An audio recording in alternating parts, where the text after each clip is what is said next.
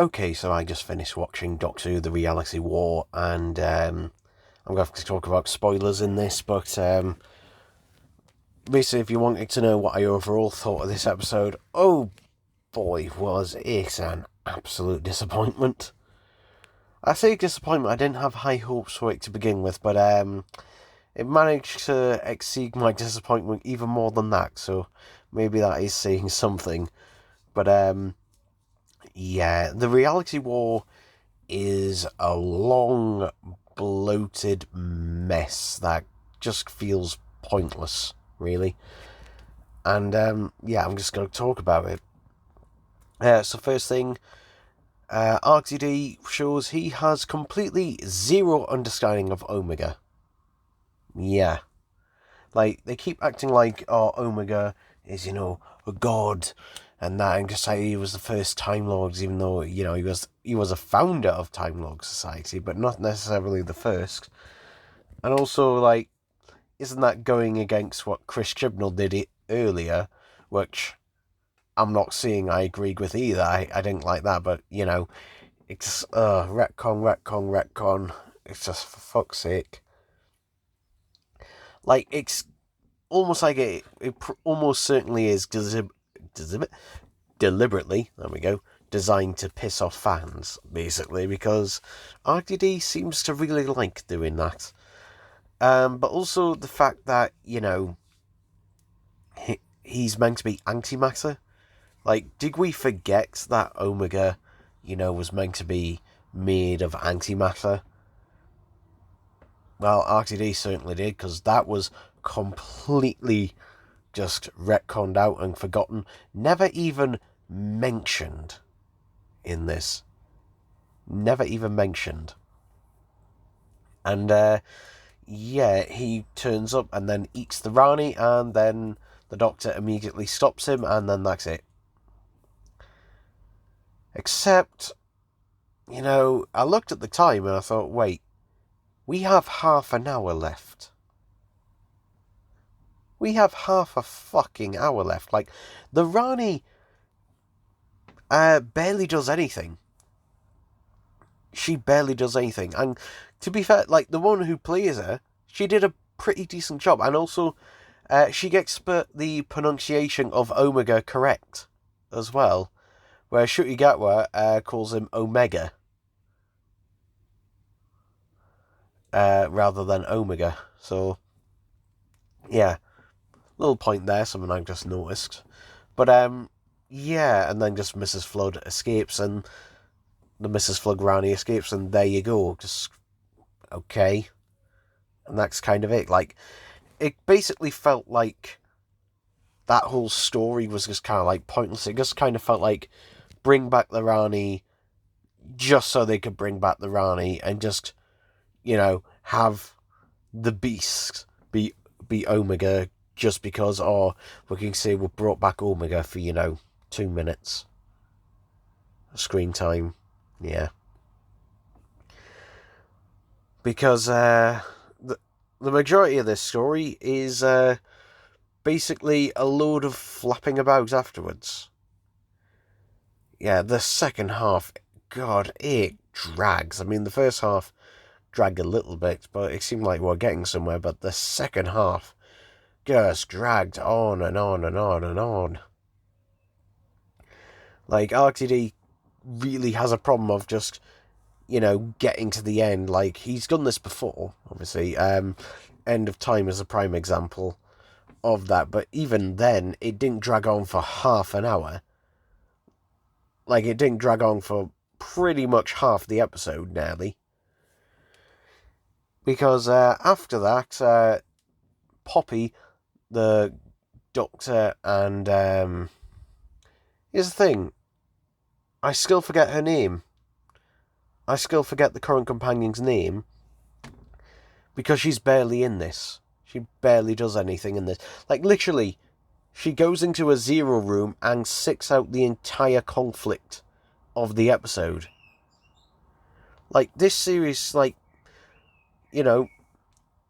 we I may have thought Ruby Sunday wasn't as proactive as maybe she could have been, but you know what? Ruby Sunday was way more proactive in these last 2 episodes than Belinda. That's her name. Belinda has been pretty much throughout the entire series. Like, she basically just hasn't done anything. And I understand, why she goes in the Zero Room and Max and everything along to do with that, but yeah, it just kind of feels like, oh, she's there for the plot's sake. Because, the Doctor has to have a baby, and also the thing about Time Lords being sterile.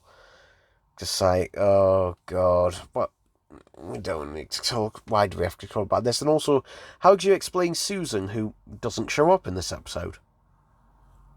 Yeah.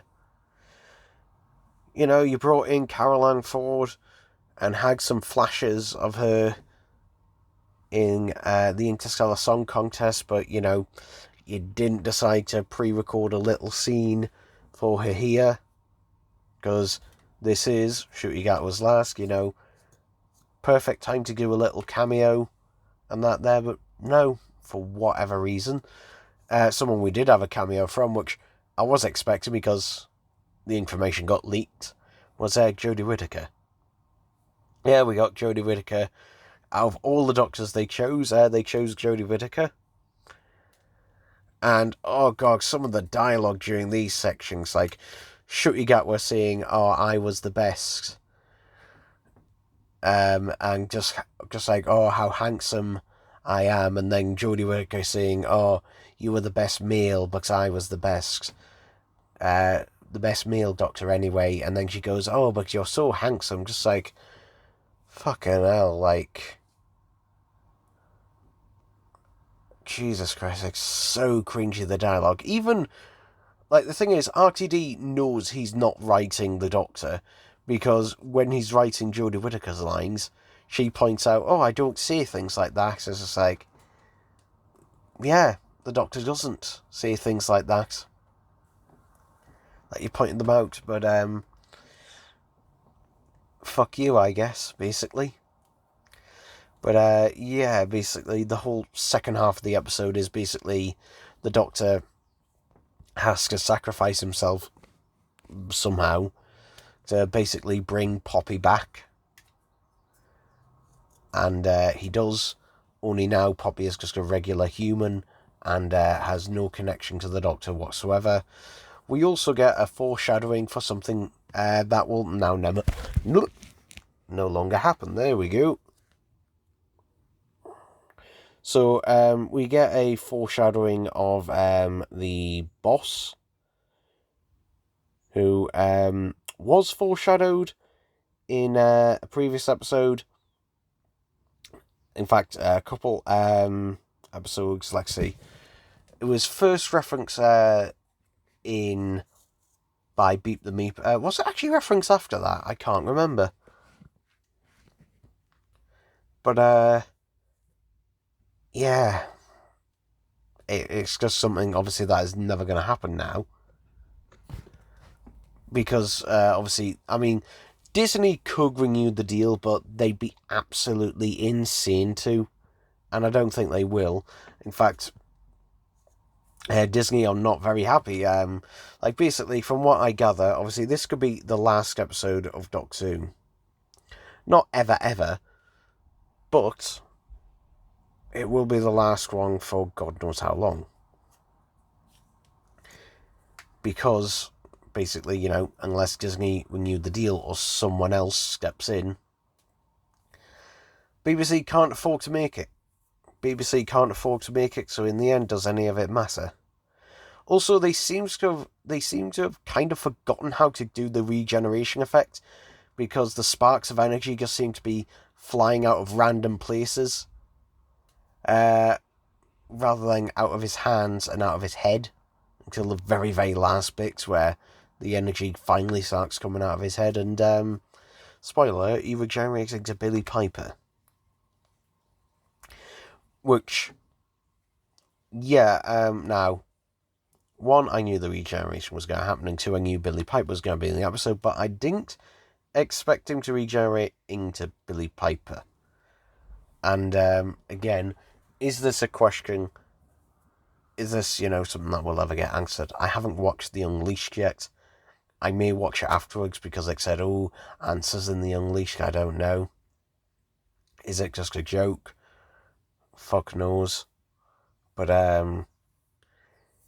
yeah, I don't know, it could just be for the reason they didn't want to leave it on a pure cliffhanger of sake or regeneration lines into nothing. But, for everyone who said that, oh yeah, Shooty Gatwa isn't leaving, he's skiing, I mean, he's gone. We all knew he was going. Now, they did shoot an alternate ending for this in case he did stay. And maybe that alternate ending may get included on the Season 2 Blu-ray release, I don't know. I'm not going to buy it, to be honest, because this series has just been meh. To be honest, it has been bleh.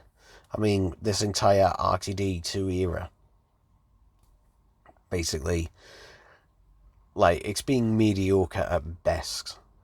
But my god, this episode really just dragged its heels. Like, it wasted bringing the Rani back, barely having any screen time with her at all. It brought back Omega for technically 2 minutes, being pointless. And, the whole conflict of the episode just felt like it was just resolved far too quickly. It felt like, this 2-part finale, basically, it should have just been one 70-minute episode, rather than an additional episode on top of that. Like, it should have just been one 70-minute episode. Because it drags its heels, this finale, it really drags its heels at the end, and yeah, there's just nothing to say. I'm not excited by anything, because I just don't care.